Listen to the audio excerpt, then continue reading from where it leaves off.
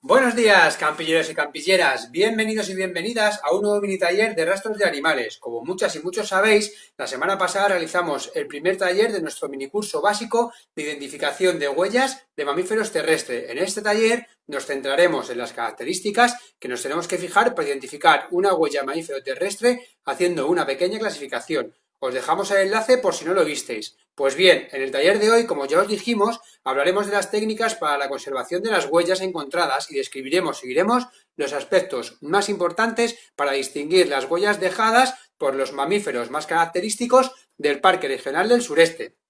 Lamentablemente para algunos de vosotros no vamos a hablar de todas las especies, porque para eso necesitaríamos varias horas de vídeo, sino que vamos a hablar rápidamente de las huellas de las especies más comunes de encontrar o que pueden confundirse con otras. También descartaremos las de ratones y ratas, porque son casi imposibles de diferenciar, incluso para los ojos expertos. Pero antes de entrar en la temática que nos ocupa hoy, comenzamos con una pregunta, como siempre, a ver si sois capaces hoy de adivinar.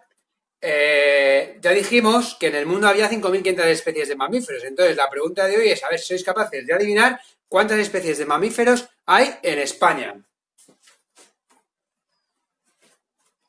Como siempre, para facilitar la pregunta os damos varias opciones y hoy las opciones son 80 especies de mamíferos hay en España, 165 especies o 1.345. Dejamos unos segundos como siempre a ver si lo adivináis.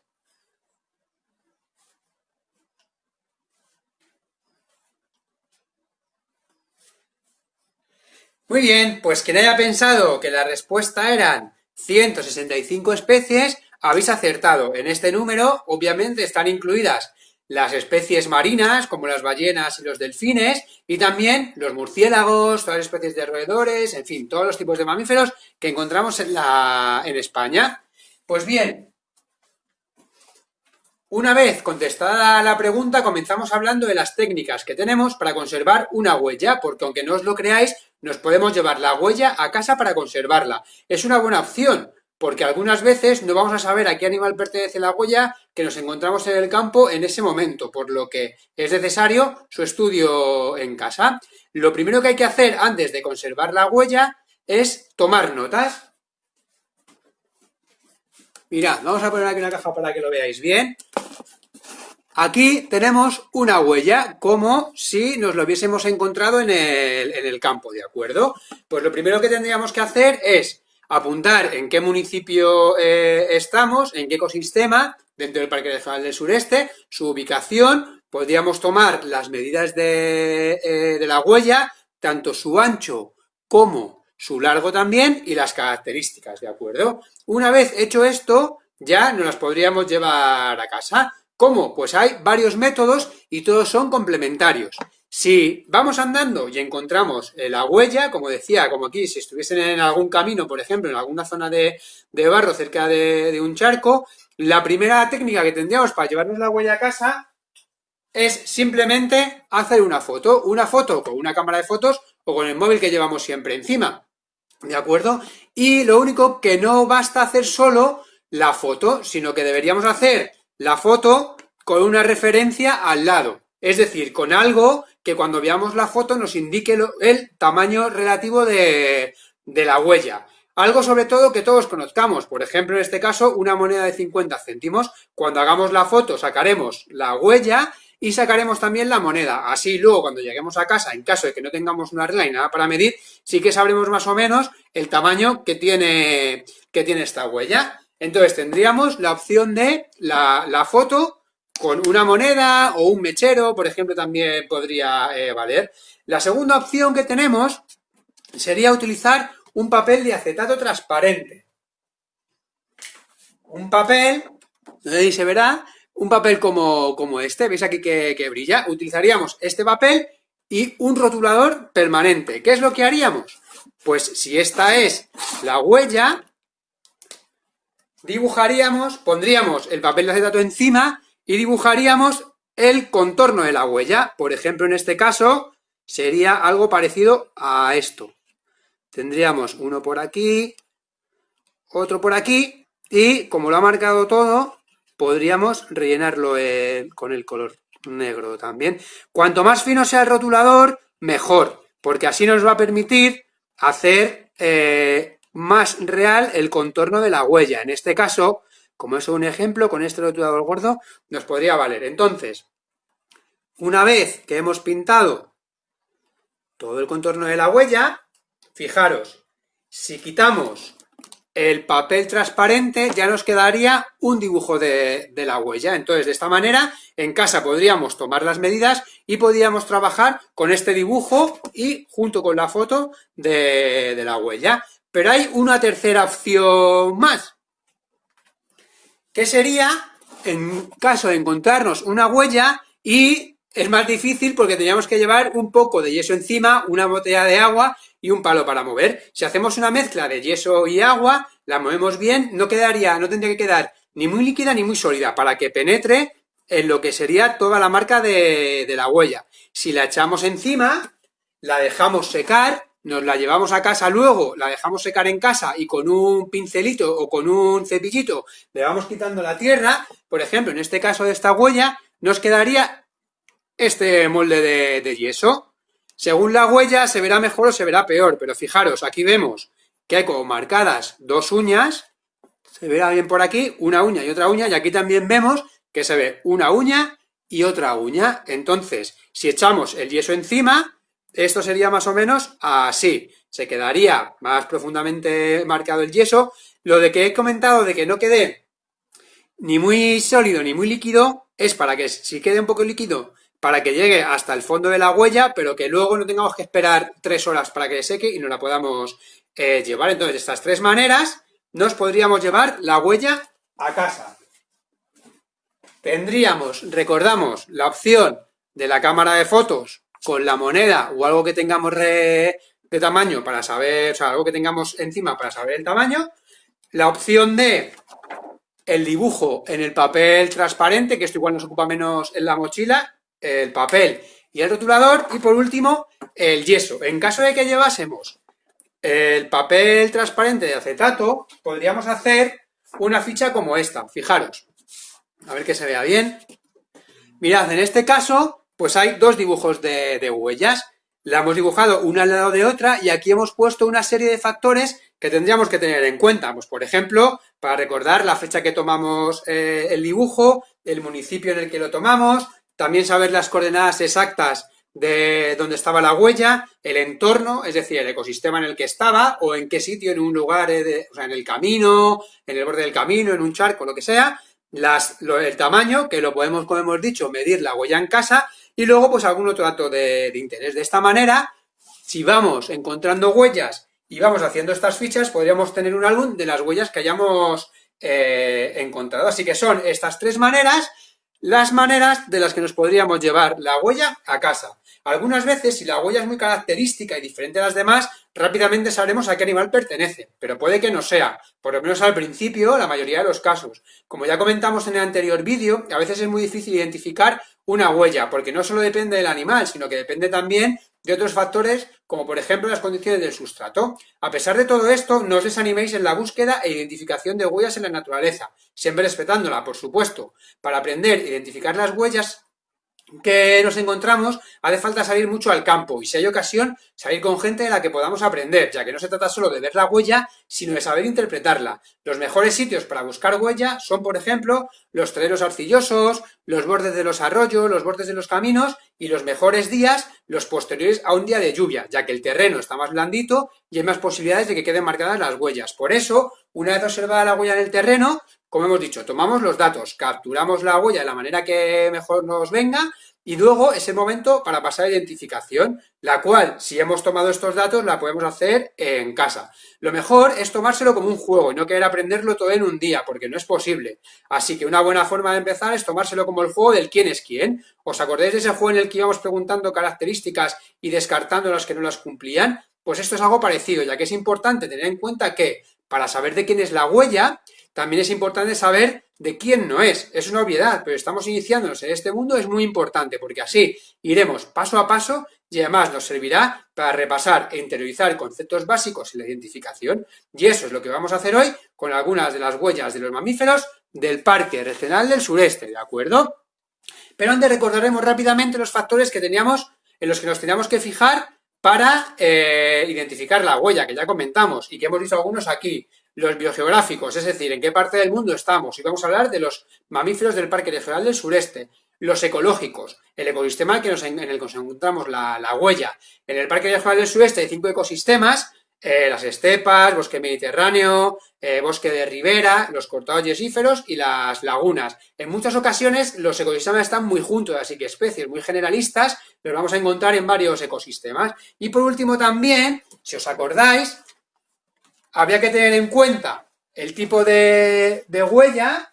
Repasamos rápidamente. Tendríamos la huella de los ungulígrados que andaban sobre sus uñas, las huellas de los digitígrados que andan sobre los dedos, que son las huellas simples, y las huellas compuestas, que estaban formadas no solo por los dedos y por una almohadilla central, sino que también en alguna o en las patas delanteras o en las traseras o en ambas apoyaban el talón, ya sea el talón de la mano o el talón del pie. Y a su vez había que identificar el número de dedos que tenía, las almohadillas que tenía y la forma que tenían las almohadillas. Pues muy bien, con todo este recordatorio ya estamos listos para comenzar con el juego de adivinar las huellas de los mamíferos del Parque Regional del Sureste. ¿Estáis preparados? Pues vamos para allá. Mirad, vamos a recoger todo esto de aquí para quitarlo del medio.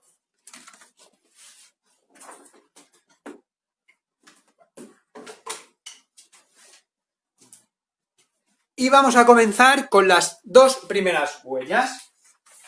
Tendríamos esta huella de aquí y tendríamos esta otra huella de aquí. Lo primero que hay que hacer es preguntarnos de qué tipo de huellas son, si es de pezuña, simple o compuesta. ¿De cuál creéis que es? De pezuña, ¿verdad? Muy bien, pues si es una huella de pezuña, descartamos todas las demás, las simples y las compuestas. Ahora hay que mirar si tienen número par o número impar de pezuñas. Pues como vemos, aquí tienen 1, 2, 3 y 4 y aquí tienen 1 y 2, así que es número par. Perfecto, pertenece a un artiodáctilo. En España hay varias especies de ungulados artiodáctilos salvajes, pero en el Parque Regional del Sureste solo hay 2. Una muy común,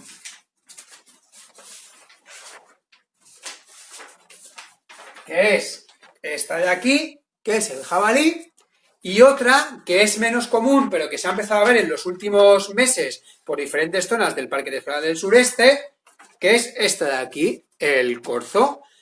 Hoy en día, si encontramos una huella de artiodáctilo, es decir, ungulado de pezuña par, casi seguro que correspondería a un jabalí, como os digo, porque son muchos más comunes y muchos más abundantes que el corzo. Pero bueno, vamos a ver las diferencias por si acaso podemos encontrar alguna del corzo.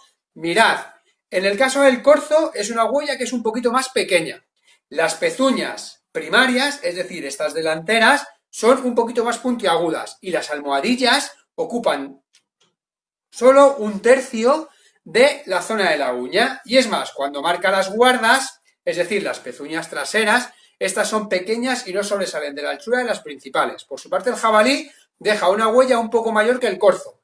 Tiene las pezuñas primarias con un contorno semirredondeado, las almohadillas ocupan la mitad de la zona de la uña y cuando marca las guardas, es decir, las pezuñas traseras, estas sobresalen de la anchura de las principales. ¿Os podéis imaginar de cuál es cada uno? Pues muy bien, esta de aquí sería la del jabalí y esta de aquí sería la del corzo. Fijaros, aunque en los dibujos que estamos viendo están al mismo tamaño, los hemos hecho en grande para que podáis verlo a través del vídeo. Fijaros que nos están dando aquí unas medidas relativas que nos van a ayudar a identificar la huella. En este caso tendríamos la del jabalí, que es un poco más grande, como decíamos, aquí es un poco más semirredondeado, las del corzo, aunque no sé muy bien, son más puntiagudas. Aquí tendría como una especie de almohadilla, que en este caso sería la mitad de lo que sería la pezuña, y en este caso sería como 1/3 de lo que sería la pezuña. Y lo que hemos hablado antes, si marcan las traseras, fijaros, hemos dicho que en el corzo las traseras son pequeñas y no sobresalen del contorno de las delanteras, así que este sería el caso del corzo. En caso de que marquen las traseras, fijaos que hace como un rectángulo. Sin embargo, la del jabalí, las traseras sobresalen un poco de las delanteras, ¿de acuerdo? No siempre vamos a encontrar en la huella marcada las 4 pezuñas, sino que la mayoría de las veces vamos a encontrar las 2. Solo en los casos donde hay mucho barro o la arena está muy blanda, vamos a encontrar las 4 pezuñas marcadas. Perfecto, pues ya hemos acabado con los ungulados del Parque Nacional del Sureste. Vamos con las siguientes huellas, que las siguientes huellas serían estas dos de aquí. Venga, la primera pregunta que nos hacíamos era ¿de qué tipo son? Si son de pezuña, si son simples o compuestas. ¿De qué creéis que son estas huellas? ¿De qué tipo? De pezuña no parecen, ¿verdad? Serían simples. ¿Por qué? Porque están compuestas por los dedos y por una almohadilla central. En España hay pocos animales que tengan huella simple, que sean digitigrados, por lo que si ya nos centramos solo en el Parque Nacional del Sureste, descartaríamos el lobo y el lince. En el Parque Nacional del Sureste encontraríamos el zorro y el gato montés. ¿Qué número de dedos tienen las uñas? Perdón, las huellas. 4 dedos. ¿Marcan las uñas? Sí, estamos viendo que marcan las uñas. Entonces, en este momento, descartamos el gato. ¿Os acordáis? El gato montés. ¿Os acordáis que decíamos que los gatos llevaban las garras escondidas? Entonces, no las van a marcar. Muy bien, entonces solo nos quedaría el zorro. Pero ¿por qué tenemos 2 huellas? Porque aparte del zorro, cuando salimos al campo, vamos a encontrar la huella de un cánido que es muy familiar para nosotros. De hecho, es tan familiar que forma parte de algunas familias nuestras, que sería el perro. Mucha gente cuando sale a andar por la naturaleza, sale a andar con el perro. Y el perro también deja las huellas. ¿Qué pasa? Que son muy parecidas. Y vamos a ver unas características que van a diferenciar de una a la otra. La huella del zorro suele ser un poquito más alargada y más estrechita, es decir, con forma rectangular. Sin embargo, la del perro es más cuadrada. Existe además en el perro, fijaros que sería esta de aquí, una característica separación, no existe una característica separación que sí existe en el caso del zorro, entre los dedos traseros y los dedos delanteros, digamos, de la huella. Si os fijáis, si trazamos una línea, esta línea va a pasar por encima de la huella de los dedos delanteros. Sin embargo, si trazamos una huella aquí en la del zorro, no va a atravesar ninguno de los dedos. Las uñas del zorro son un poquito más finitas y afiladas, mientras que las del perro son un poquito más gruesas. Y otra cosa importante en la que nos tenemos que fijar es en el trazo en el que van dejando las huellas. ¿Os acordáis que decíamos que no solo es importante la huella, sino el trazo del trillo que va dejando la huella? En el caso del zorro, como el zorro va en la naturaleza y se va desplazando, va a ser un poco mucho más recto, ¿de acuerdo? No una línea recta, pero parecido a una línea recta, porque se está desplazando de un lado a otro. Sin embargo, el perro, cuando sacamos al perro al campo, lo que va haciendo es jugando, es olfateando, es buscando, es saltando, es yendo de un lado a otro. Entonces, el recorrido que va a hacer es mucho más irregular, mucho más serpenteante. Así que si vemos el trazo que está dejando el perro o el zorro, sabremos un poco también a través de este trazo diferenciar la del zorro, que es este de aquí, a la del perro. En este caso el zorro sí que mantiene siempre como especie las huellas del mismo tamaño, más o menos. Sin embargo, el perro, según la raza que sea la que deja la huella, será un poco más grande o más pequeña. Si es muy grande, la descartamos directamente de que sea zorro y es perro. Sin embargo, si es del tamaño más o menos de la del zorro, pues tendríamos que fijarnos en las características que hemos dicho, la línea que trazamos, en las uñas y también fijaos en la almohadilla central, que también son un poco diferentes. Que tiene como una pequeña escotadura, es más triangular. Entonces, esa sería la manera de diferenciar la huella del zorro de la huella del perro. Pues ya tenemos otras 2 más y vamos a por las 2 siguientes. Mirad, que son estas 2. Tenemos por un lado esta de aquí y por otro lado esta otra de aquí. Ahí se ve bien, yo creo que ahí se ve bien, ¿verdad? Vamos por partes. Aquí tenemos, como hemos dicho, las 2 huellas. ¿Qué podéis decir de ellas? Primero, ¿de qué tipo son? Fijaros bien, de pezuña, simples o compuestas. Ojo, que en este caso no son las 2 iguales. Tendríamos, por un lado, una simple y otra compuesta. A ver si sois capaces de ver cuál es cuál. Una característica que une a estas dos huellas es que no están marcadas las uñas. Tienen marcados los dedos, pero no están marcadas las uñas en ningún caso. Por eso aunque sean huellas diferentes, por eso las hemos puesto juntas, porque la ausencia de las uñas nos puede llegar a confusión.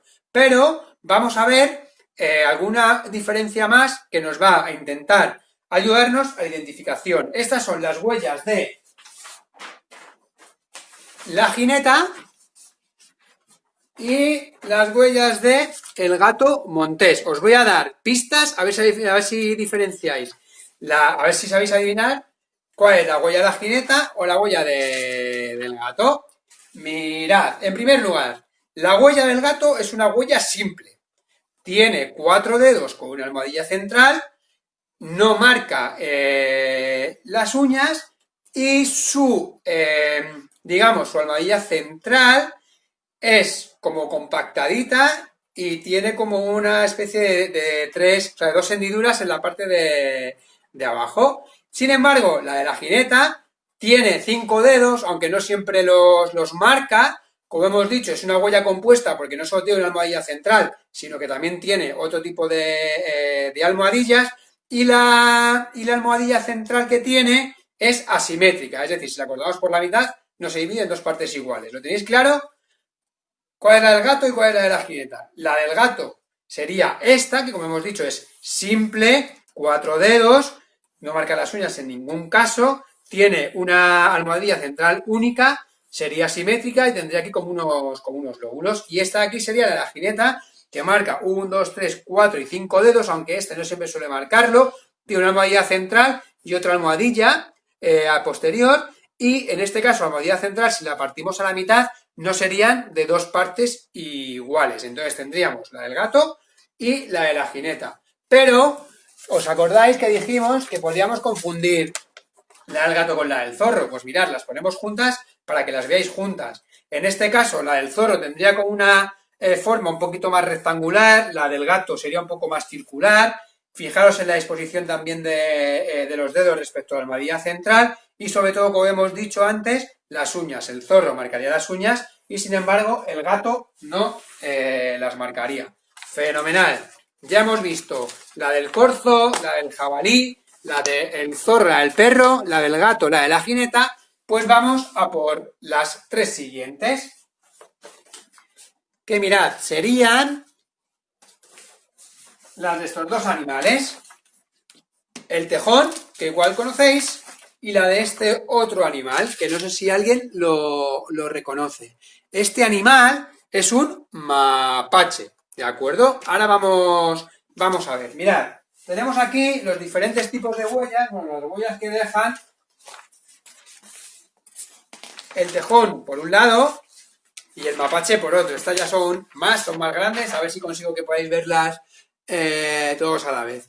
Aquí tenemos las 2 del tejón, aquí tenemos las del mapache, ¿de acuerdo? Mirad, las del mapache se diferencian muy bien porque parecen una mano, vamos a centrarlas, parecen una mano y un pie, casi de personas. Fijaros, esta sería la mano y esta sería el pie. ¿Por qué esta parte no está pintada? Porque van apoyando solo la parte delantera. Las patas delanteras, las manos sí que las apoyan enteras, sin embargo las traseras a veces la apoyan, pero no suele ser así, sino que solo apoyan la parte delantera del pie. Como os digo, es como una mano, con 5 dedos largos, así abiertos, y la del pie, pues con 5 dedos también largos, dirigidos hacia adelante.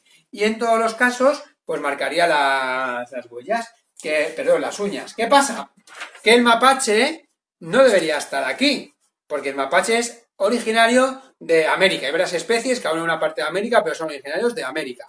Entonces, ¿por qué en el Parque Nacional de la Comunidad de Madrid hay mapaches? Pues lamentablemente, y digo lamentablemente, están aquí porque aunque ellos no han tenido la culpa de nada, se han convertido en especie invasora y causan graves daños y desequilibrios en los ecosistemas que han invadido. Como siempre, la culpa ha sido nuestra, del ser humano, vamos. Hace unos años se puso de moda tener mapaches en casa. Cuando es una cría, pues es muy divertida, ¿no? Es muy juguetona. ¿Hasta qué pasa? Que el mapache de la cría crece y se hace un mapache adulto. tamaño de adulto y comportándose como un mapache adulto. Es en ese momento cuando muchas personas que tenían el mapache se deshicieron de sus responsabilidades y lo soltaron en la naturaleza, causando un grave daño. Ha habido campañas de extracción de individuos y se han llegado a capturar más de 800 mapaches en 10 años en el sureste de la Comunidad de Madrid. Hoy en día está prohibida su posesión.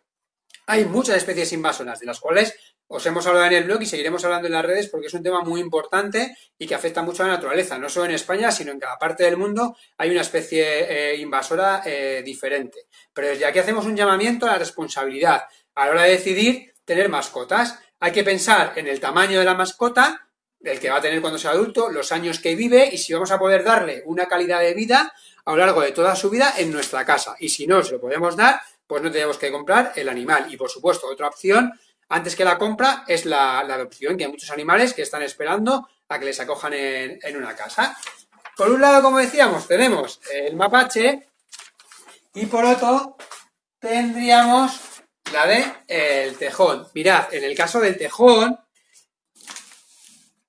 estamos viendo la huella delantera y la huella trasera. Son muy características, tanto por el tamaño como la robustez, tanto por sus dedos grandes como sus almohadillas, que fijaos también son muy lobuladas, la presencia de uñas, pero fijaros también que no solo marca las uñas, sino que sobre todo se ve muy bien en la pata delantera, que las uñas están marcadas a gran distancia de los dedos, y los dedos no los tiene como la mano del mapache, que era muy abierta, sino que los tiene bastante cerraditos. Igual podríamos confundir alguna huella de tejón con la huella con el pie del mapache, pero fijaros que los dedos son mucho más largos lo que marcan, no como el tejón que marcaría solo las almohadillas digitales, las uñas que están mucho más adelantadas y sobre todo en las almohadillas centrales y de los talones, de las patas anteriores.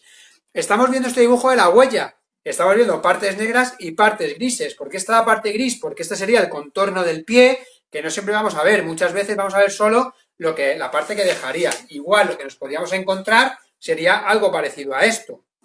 Fijaros, tendríamos uñas y tendríamos esto. Solamente esto, no veríamos el contorno del pie. Así que tened en cuenta que, como hemos dicho, los dibujos que estamos viendo son lo idílico, pero no siempre son los que nos vamos a encontrarlo. Muy bien, pues ya tenemos el mapache y el tejón.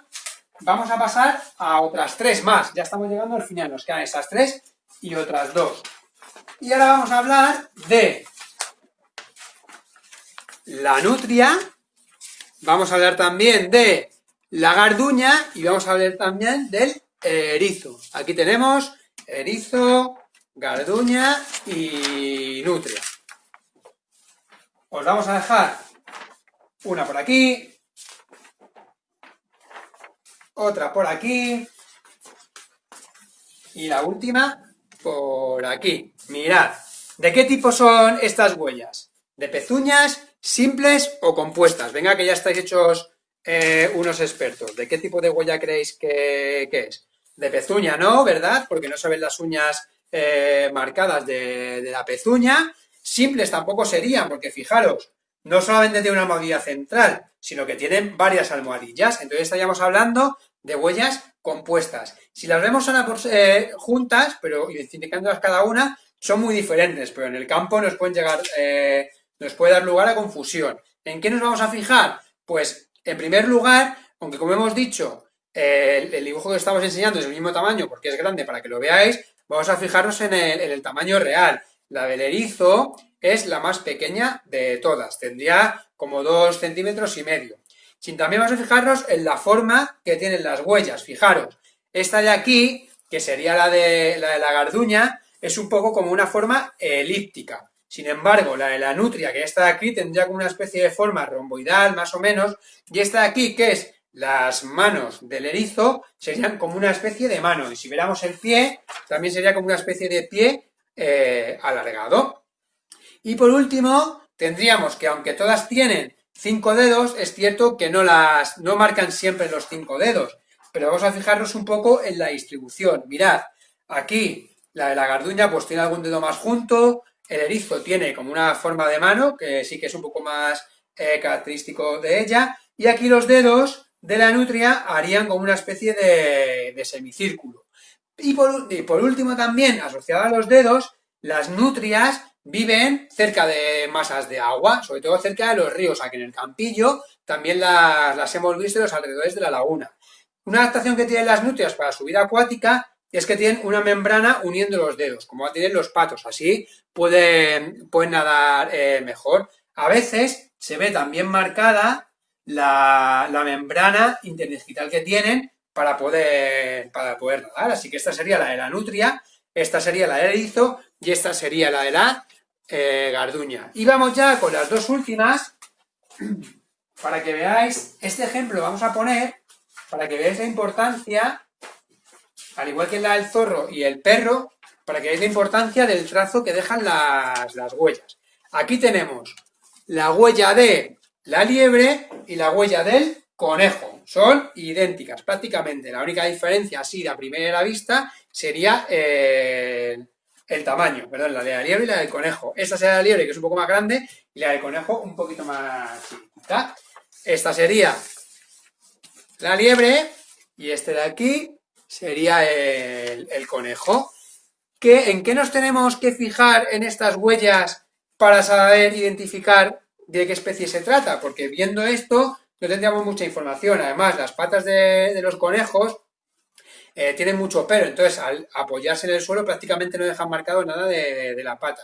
Y de hecho, algunas veces pueden confundirse, según donde las veamos, con las de otros animales. En este caso, los que nos tendríamos que fijar es cómo van dejando el trazo del camino, ¿de acuerdo? Tendríamos esta de aquí y esta de aquí. Fijaros, aquí vemos que las huellas hacen como una especie de L. Sin embargo, en este caso, hacen como una especie de I. No sé si veis, más o menos, si echamos un poco de imaginación, una especie lo vemos aquí, de L, y aquí pues una Y dada la vuelta. En este caso, la forma de I sería el conejo y la forma de L sería la liebre. Así que viendo el trazo, sabríamos identificar al animal que corresponde a la huella, si sería el caso del conejo o el caso de la liebre. Y con estas dos huellas acabamos el microtaller de rastros de hoy. Como siempre, esperamos que hayáis aprendido, que os haya resultado interesante y ya sabéis, si os ha gustado, dejarnos un me gusta,